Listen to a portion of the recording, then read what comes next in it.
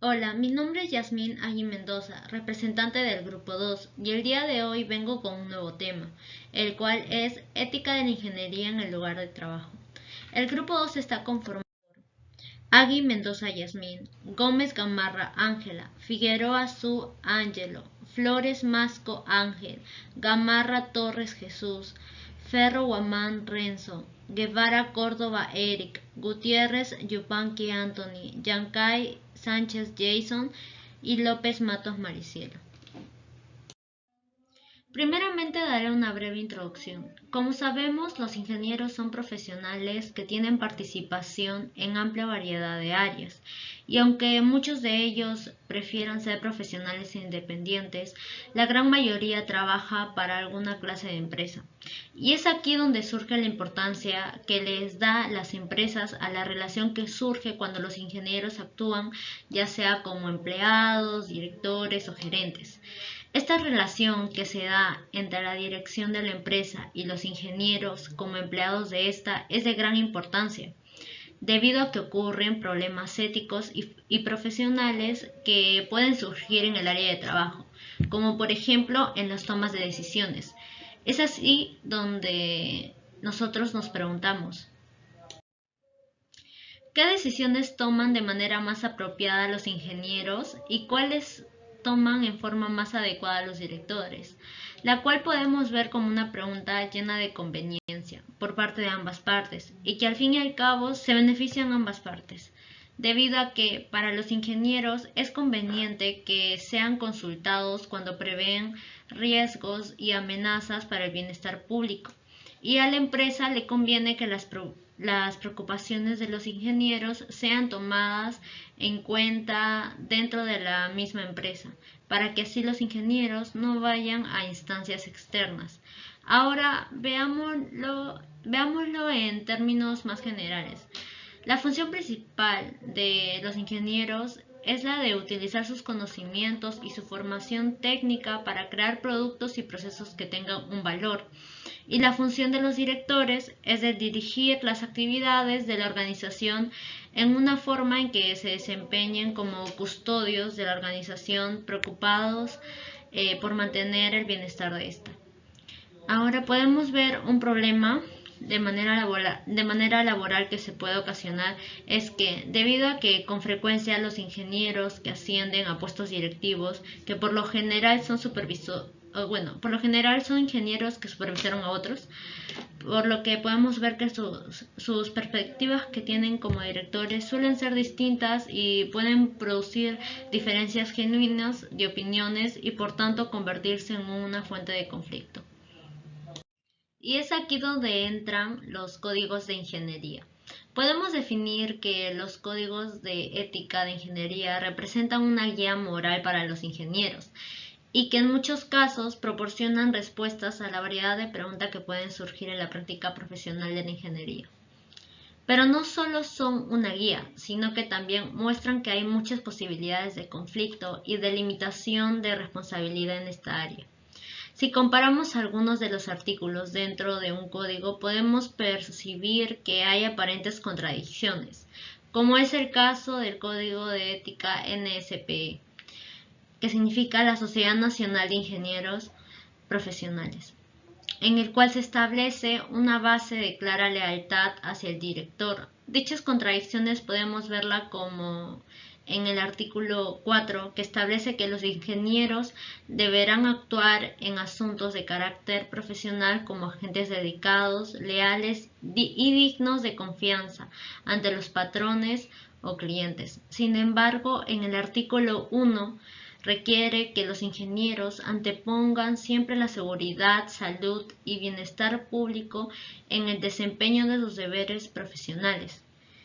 Pero existen muchas situaciones en las que no se puede ser claro si las obligaciones para con el público tienen el suficiente pero específico para imponer a las obligaciones hacia el patrón o a la empresa, como podemos ver en este código, en el cual se exige que los ingenieros realicen servicios solo en su área de competencias. Pero en muchas ocasiones los directores piden a los ingenieros que empleen sus capacidades en otras áreas, en las que sus capacidades son marginadas en el mejor de los casos. Entonces, los códigos no proporcionan respuestas claras y fáciles a todas las situaciones que los ingenieros encuentran en su práctica profesional y al relacionarse con sus empleados. Siempre aparecerán problemas de interpretación. Por otra parte, distintos códigos pueden ser más enfáticos en otros temas o tener una interpretación distinta en relación con términos específicos, como la interpretación de lo que se entiende por público. Como por ejemplo, en países como Estados Unidos de América, donde la relación laboral entre ingenieros como empleados y sus empleadores no está regulada, por lo que se aplican algunas prácticas de uso común, como la doctrina de empleo a voluntad, donde según esta doctrina, en caso de no existir un contrato, un empleador puede despedir a un empleado en cualquier momento. De hecho, por cualquier razón. Sin embargo, las Cortes modificaron esta doctrina mediante lo que se conoce como excepción a la política pública, en la cual consiste en la defensa contra los empleadores, cuando los empleados actúan para defender intereses públicos muy importantes o para hacer valer derechos no polémicos como ciudadanos. Sin embargo, se aplicaron algunos límites a esta excepción. En primer lugar, hay que tomar en cuenta que aún no existe una distinción clara entre los despidos que violan la política pública y los que afectan los intereses privados de los empleados. Y de acuerdo con las Cortes estadounidenses, la excepción política pública no debería utilizarse para proteger a empleados, a quienes se les ha pedido actuar en contra de su propia conciencia y lo han hecho. En segundo lugar, en general las Cortes han declinado dar protección al empleado en los casos en que existe una simple diferencia de juicio entre el empleado y el patrón. En tercer lugar, muchas Cortes han hecho distinciones claras entre los códigos promulgados por organizaciones privadas, como las asociaciones profesionales, y los códigos promulgados por organismos administrativos y judiciales, como los comités regulatorios. Y por último, la mayoría de los cortes apela a la necesidad de equilibrar los intereses del público respecto a los del empleador. Mi nombre es Ángela Gómez y a continuación les explicaré los dos apartados que siguen en este capítulo, que son la relación entre la gerencia y el ingeniero y dos, la distinción entre decisiones ingenieriles y organizacionales.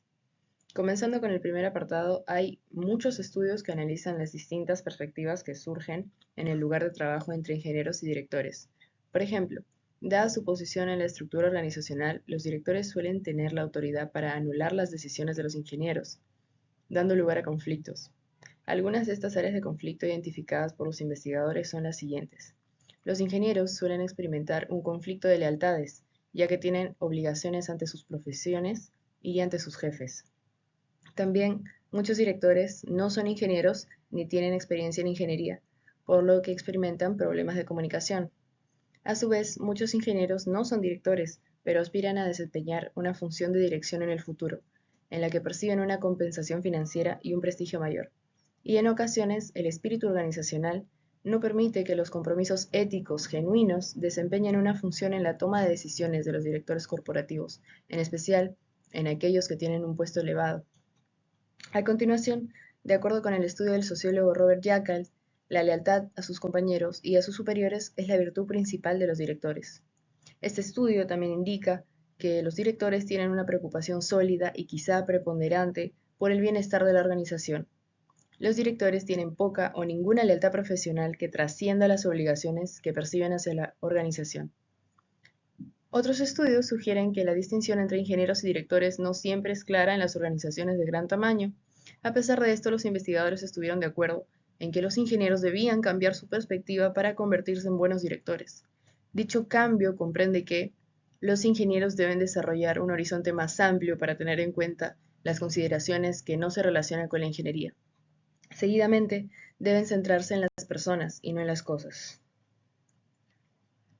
Bien, los estudios anteriores son una representación descriptiva de la manera real en la que los ingenieros y directores se relacionan en el lugar de trabajo. A continuación, se analiza la manera en la que deberían relacionarse, tratando de responder a la pregunta: ¿cómo se debería establecer el límite entre las decisiones que deben tomar los ingenieros y las que deben tomar los directores? Para responder a este interrogante, Debemos distinguir las funciones que realizan tanto los ingenieros como los directores. Por un lado, los ingenieros tienen una doble lealtad hacia la organización y hacia su profesión. Sin embargo, las lealtades profesionales van más allá de un jefe inmediato. Se preocupan por la calidad y la seguridad. En este sentido, tienen mucha precaución y prefieren pecar por exceso que por omisión. La función y por consecuencia la perspectiva de los directores es distinta. Su función radica en dirigir las actividades de la organización, en las cuales se incluyen las de los ingenieros. Los directores se ven a sí mismos como custodios de la organización y les preocupa sobre todo el bienestar presente y futuro de la misma. Este bienestar se mide principalmente en términos económicos. Los directores soportan una gran presión para mantener los costos bajos y en ocasiones pueden creer que los ingenieros van demasiado lejos al tratar de lograr la seguridad, ignorando consideraciones tales como el costo y la mercadotecnia.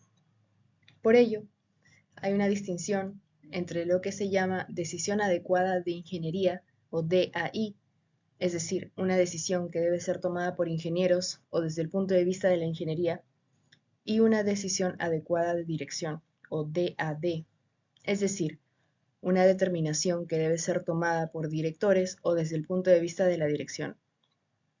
Las DAI se relacionan con aspectos técnicos que requieren conocimientos de ingeniería o también con estándares éticos expresados en los códigos de ética de ingeniería, en especial en aquellos que protejan la salud y la seguridad pública.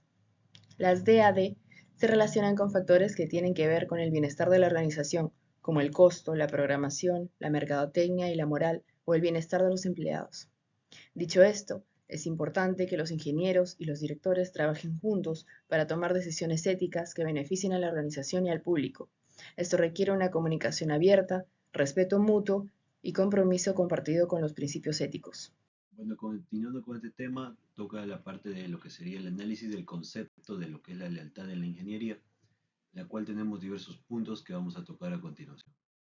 Como primer punto tendríamos lo que sería el conflicto de autoridad, siendo algo posible pero raro que los ingenieros puedan tomar decisiones fuera de su rol correspondiente o adecuado, asignado por la empresa en la cual estén perteneciendo, siendo más probable que los directores rebasen su función y tomen decisiones que deberían ser más bien de los ingenieros, con lo que serían las estructuras de autoridad en las empresas y organizaciones gubernamentales.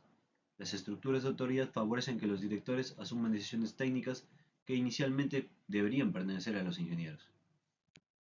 Como segundo punto tenemos lo que sería la existencia de conformidad y la lealtad. Como lealtad podemos definir dos puntos distintos que serían la lealtad crítica y la lealtad, la lealtad moral que un ingeniero tiene que tener hacia una empresa, siendo que son puntos que podemos explicar de cierto modo como la lealtad crítica es cuando un ingeniero hace y recibe órdenes directamente de parte de cargos de gerencia o de los que serían los administrativos, sin refutarlas, pudiendo ser quizás acciones que vayan en contra del pensamiento propio de la moral del ingeniero. Y lo que sería la lealtad moral de un ingeniero sería tomar las decisiones, analizándolas y siempre poniendo en primer lugar sus principios y lo que sería el bien ético moral. Como segundo punto tenemos a esta existencia de conformidad, donde el argumento de los directores es que los directores nos afirman que los ingenieros deben mostrar lealtad hacia la organización y ser miembros del equipo. Código NSP que nos exige que los ingenieros sean agentes o fideicomisarios fieles de sus patrones, es decir, leales.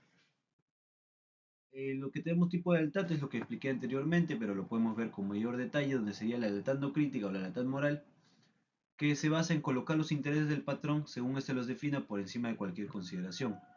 La radical, que sería aceptar sugerencias y órdenes sin revisión o consideración crítica, que sería una lealtad de bastante preocupación, y la lealtad crítica, que sería dar la debida consideración a los intereses del patrón dentro de las limitaciones de la ética personal y profesional, siempre tomando en cuenta la moral y las decisiones y los pensamientos propios del ingeniero.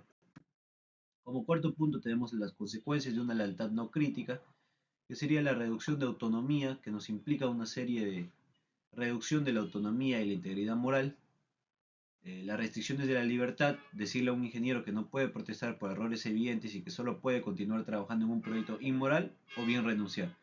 ¿Esto qué significa? Que si el ingeniero no está de acuerdo con los pensamientos de la empresa que se le está queriendo imponer, o bien renuncia o bien continúa prácticamente callado o opacando sus ideales y lo que sería hacer el bien de manera correcta. Restringe drásticamente la libertad como agente moral a lo que sería el ingeniero. Las obligaciones morales de los ingenieros son el quinto punto que tocamos en esta parte del tema, donde tenemos lo que sería el balance de obligaciones. Los ingenieros deben considerar sus obligaciones morales mientras mantienen su lealtad hacia los patrones en la medida de lo posible. Esto es lo que apliqué anteriormente, que un ingeniero tiene que obedecer en cierto modo, de manera leal, lo que se le encarga por parte de la empresa, pero no puede y no debe realizar acciones que puedan perjudicarlo a él o al resto, a pesar de que sean órdenes directas hacia su persona. Tiene que tener su moral por encima de de las decisiones que quieran imponerle al ingeniero. La desobediencia organizacional, que sería un último recurso y cuando es inevitable, debe llevarse a cabo de manera que minimice las consecuencias negativas para el patrón y para el empleado, siempre llegando a un acuerdo para tratar de minimizar los daños y lo que serían las afecciones de mala manera tanto al ingeniero, al empleado, al patrón, al gerente, entre otros. Luego tenemos lo que sería el punto de la desobediencia organizacional y el buen actuar del ingeniero. ¿A qué se refiere esto? Tenemos tres puntos principales donde sería la desobediencia para realizar acción contraria. ¿Esto en qué se basa? Ocurre cuando un ingeniero lleva a cabo, bueno, lo que serían actividades que van en contra del interés percibido de la empresa según la dirección. El ingeniero realiza acciones que no están de acuerdo con los intereses propios de la empresa. Implica actuar en contra de las políticas o acciones establecidas por la misma empresa. La desobediencia por no participación, que se basa en este caso en que el ingeniero se niega a realizar una tarea, esto debido a objeciones morales o éticas o profesionales que éste considera justas para su persona o acciones que le están diciendo que haga, pero que por términos morales consigo mismo y con su juramento con el código de ingenieros, no se permite a sí mismo realizarlas. Es una forma de resistencia pasiva ante acciones consideradas inapropiadas impuestas por la empresa. Luego tenemos a la desobediencia mediante una protesta o más conocido como el pitazo. Aquí el ingeniero se opone activamente a una política o acción de la empresa. El pitazo implica informar al público o organismos mediante prensa u otras maneras para comunicar lo que está sucediendo. Esto sería sobre actividades de la empresa que pueden ser dañinas, ilegales o inmorales. En situaciones de conflicto, los ingenieros deben equilibrar sus obligaciones hacia sus empleadores, familias, carreras y el bienestar público. Deben hallar un balance, deben encontrar un nivel en el cual todos puedan salir ganando y minimizar lo que sería las acciones perjudiciales para alguno de estas entidades o entes. La lucidez y la capacidad crítica son esenciales para tomar decisiones éticamente responsables. Un ingeniero no puede hablar de un tema o tomar decisiones acerca de un tema sin haber estado informado o estudiado sobre este mismo. Es por eso que un ingeniero debe conocer bien su trabajo, lo que está haciendo y por qué lo está haciendo y para qué lo está haciendo. Además, considerar lo siguiente puede ser útil. Tenemos acá 6 puntos para que se nos sea de mayor facilidad o utilidad resolver situaciones de conflicto. Tenemos lo que es la justificación de la protesta, donde los ingenieros deben esforzarse para asegurarse de que su protesta esté respaldada por pruebas documentadas. Debe presentar pruebas eh, autorizadas para defender su posición en contra de lo que se le está imponiendo por parte de la empresa. Los recursos internos, que es que si la organización cuenta con un ombudsman o una línea directa para asuntos éticos, los ingenieros deben aprovechar los recursos de estos mismos. Los recursos humanos sería un punto importante dentro de estos recursos internos. La comunicación con los supervisores. Los ingenieros responsables deben dar a conocer sus objeciones a los supervisores de manera inmediata y adecuada. ¿Qué sucede? Cuando los ingenieros perciben algún mal actuar por parte de la empresa, estas empresas, aparte de los cargos superiores, tienen a los supervisores que se encargan de estos cargos superiores. El ingeniero debe comunicarle a estos supervisores para que puedan tomar las medidas al respecto. Luego tenemos lo que serían sugerencias concretas. Los ingenieros responsables deben hacer sugerencias positivas, asertivas y comunicativas, concretas, sobre cómo resolver el problema del cual se está tratando. Si hay una situación que afecte de manera ética o moral a alguien o al pensar del ingeniero, este puede comunicar o sugerir una solución que favorezca a todas las partes y trate de minimizar los daños y los perjuicios. Contacto con otros directores, en caso de que los supervisores sean hostiles, o sea que no apoyen la decisión del ingeniero, estos deben tratar de ponerse en contacto con otros directores comprensivos. Y como punto final, tenemos lo que sería la exposición a la prensa. ¿Qué ocurre? Que cuando ya no hay otra solución y no se puede solucionar los conflictos de manera interna o de manera más privada, un tanto más privada, se tiene que recurrir a comunicar a la prensa o a los medios de lo que está sucediendo en esta empresa.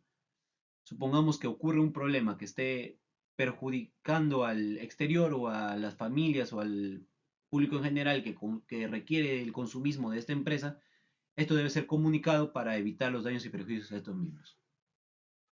Entonces, como resumen de todo esto es que el ingeniero debe poner sus pensamientos ético-morales por encima de ciertas decisiones que tome la empresa o acciones que se le impongan a este mismo.